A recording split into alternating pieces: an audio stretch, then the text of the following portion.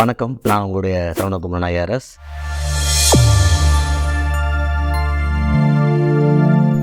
மனைமாட்சி இல்லாள்கண் இல்லாயின் வாழ்க்கை இணை மாட்சித்து ஆயினும் இல். வணக்கம். நான் உங்களுடைய சரவணகுமரன். நடுவில் பல காரணங்களால் திருக்குறளில் நம்ம கொஞ்சம் 5வது அத்தியாயத்தோடு முடிச்சிருக்கோம். இன்றைக்கி 6வது அத்தியாயம். அதில் இருக்க சில இன்ட்ரெஸ்டிங்கான குறள்ஸை பார்க்கலாம். வாழ்க்கை துணை நலம், இது 6வது அத்தியாயம். அதாவது அதுக்கு முன்னாடி இல்வாழ்க்கை. இல்வாழ்க்கையில் கடவுள் வாழ்த்து, அறம், அதுக்கப்புறம் இல்வாழ்க்கையை பற்றி திருவள்ளுவர் சொல்கிறார். அதனால தான் நம்ம பொதுமுறைன்னு சொல்கிறதுக்கான பல காரணங்களில் ஒன்று, அந்த காலத்தில் நிறைய புத்தகங்கள் துரோவரத்தை நோக்கியும் அதுதான் உலக இன்பம், இறைவனை அடைகிறதான் பெரிய விஷயம் அப்படிங்கிற விஷயத்தில் அதுதான் உண்மையான ஞானம் அப்படிலாம் சொல்லும் பொழுது, இல்லை இல்வாழ்க்கைக்கு பெரிய முக்கியத்துவம் இருக்குது, இல்லறத்தில் இல்லறம் அப்படிங்கிற விஷயம் இருக்குது அப்படின்னு முதலாக தமிழ் இலக்கியங்களில் ரொம்ப ஸ்ட்ரெஸ்ஃபுல்லாக கொண்டு வந்தது, அதாவது நீதி இலக்கியங்களில் திருக்குறள். அதில் இல்வாழ்க்கை சொன்ன உடனே இல்வாழ்க்கையோட மிகப்பெரிய அச்சாணி வாழ்க்கை துணை நலம், மனைவி அப்படிங்கிறது. ஸோ இதில் நீங்கள் பார்க்கணும், இல்வாழ்க்கைக்கு அடுத்து வாழ்க்கை துணை நலத்தில் மனைவியை பற்றி பேச வேண்டிய அவசியம் என்ன? ஏன்னா இதில் கணவனை பற்றி பேசலை திருவள்ளுவர். அதாவது இல்வாழ்க்கைக்கு முதல் அச்சாணி கணவன்னா எப்படி இருக்கணும் அப்படி போகாமல் திருவள்ளுவர் என்ன பண்ணுறாரு, மனைவி வழியை அப்ரோச் பண்ணுறாரு. ஸோ மனைவி தான் ஒரு குடும்பத்தை உருவாக்குவள், இல்லை குடும்பத்தை காப்பாற்றுவள். அந்த மனைவி தான் குடும்பத்தை நடத்துவள்.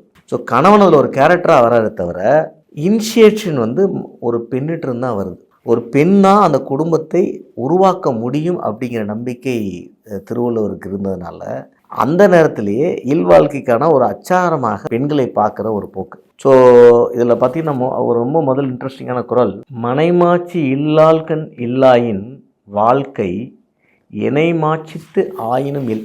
அதாவது மனநலம் அப்படிங்கும்போது மனைவி இருந்தால் எந்த அளவுக்கு ஒரு குடும்பம் அந்த வாழ்க்கை நல்லா இருக்குன்னு சொல்லும் பொழுது, ஒரு ஆணுடைய வாழ்க்கை நிறைய விஷயங்கள், பணம், பவர், இந்தமாரி நிறைய விஷயங்கள் இருந்தாலும் அவருடைய மனைவிட்ட ஒரு நல்ல நற்பண்புகள் அப்படிங்கிறது பேசிக்கலாக அந்த கேரிங்காக இருக்கலாம், விருந்தோம்பலாக இருக்கலாம், ஒரு சமூகத்தை ஒரு கல்ச்சரோட ஹெல்த்தோட பார்க்கக்கூடிய அமைப்பாக இருக்கலாம், ஒரு கலாச்சாரமாக இருக்கலாம். ப்ளஸ் என்ன பின்னாடி கற்புகளை பற்றி நிறைய எழுதுறதுனால கற்பு அப்படிங்கிற விஷயமும் வருது இல்லை. ஸோ இந்த பண்பு இல்லாட்ட ஒரு ஆணுடைய எந்த வெற்றியுமே ஒரு மிகப்பெரிய வெற்றி இல்லை அப்படிங்கிற மாதிரியான ஒரு பார்வையை திருவள்ளுவர் சொல்கிறார். நீங்கள் நிகழ்காலத்தில் பார்த்தீங்கன்னா மிகப்பெரிய ஆளுங்கள்லாம், ஒரு ரொம்ப பாப்புலரான ஒரு மியூசிக் டைரக்டர் கூட அவர் மனைவி டிவோர்ஸ் அப்படின்னு சொன்ன உடனே அது செய்தியாக அந்த செய்தி திருப்பி அந்த செய்தியிலேருந்து அவங்க பின்வாங்கிட்டாங்க. அவங்க செய்தி இல்லை நாங்கள் பண்ணலை அப்படின்னு சொல்லி அவங்க திருமண பந்தத்துக்குள்ளே போயிட்டாங்க. அந்த செய்தி வந்தோடனே சொசைட்டியில் இருந்த ரியாக்ஷன்ஸ் பார்த்தீங்கன்னா தெரியும். ஐயோ அவர் பாவமே, ஐயோ ஏன் இப்படி பண்ணுறாங்க, ஏன் அப்படின்னு நிறைய ஒரு விஷயங்கள் நின்றுது. ஏன்னா அவருடைய புகழ் உச்சத்தில் இருக்குது. இருந்தாலும் இந்த ஒரு வார்த்தை அவருடைய புகழுக்கு குறைச்சிரும், இல்லை இந்த புகழ் இருந்தாலும் பெரிய பலன் இல்லை. ஏன்னா அவங்க எல்லாருமே வயசு 55க்கு மேலே தான் இருக்காங்க.